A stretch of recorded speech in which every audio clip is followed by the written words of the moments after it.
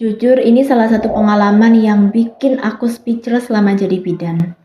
Jadi ada pasienku datang nih, dengan keluhan perutnya mules dan kenceng-kenceng. Aku cek memang kontraksinya sudah teratur, sudah pembukaan 3, tapi pas aku cek pembukaannya tadi, ada benjolan besar yang menghalangi jalan lahirnya. Jadi gini ceritanya, pasienku ini tuh rajin banget kontrol dan periksa kehamilan setiap bulan ke aku. Tiap aku tanya, ibu hari ini ada keluhan apa? Dia selalu jawab, nggak ada Bu Bidan, aman-aman aja kok, nggak ada keluhan gitu. Sampai hari itu tiba, dia datang nih dengan keluhan perutnya mules, kenceng-kenceng sejak 5 jam yang lalu, kemudian juga keluar lendir darah. Nah, tanda-tanda persalinan kan.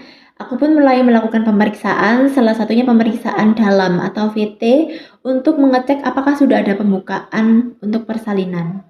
Nah, pas jariku mau masuk, aku mau melakukan pemeriksaan dalam, aku kaget dong.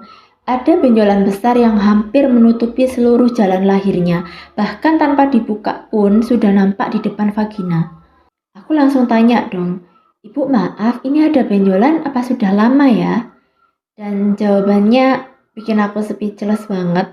Oh itu ya Bu Bidan, itu sudah mulai membesar sejak usia kehamilan 7 bulan. Saya kira itu bengkak normal karena mungkin ada tekanan gitu dari kepala bayinya.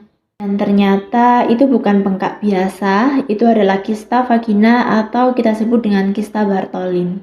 Tapi masalahnya, kista ini tuh letaknya persis di jalan lahir.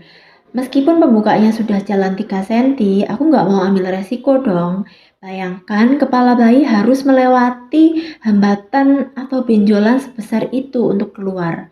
Akhirnya saat itu juga aku putuskan untuk rujuk ke rumah sakit demi keselamatan ibu dan bayinya. Nah, ini bisa jadi pelajaran penting untuk kita semua ya. Kenapa kista ini bisa muncul?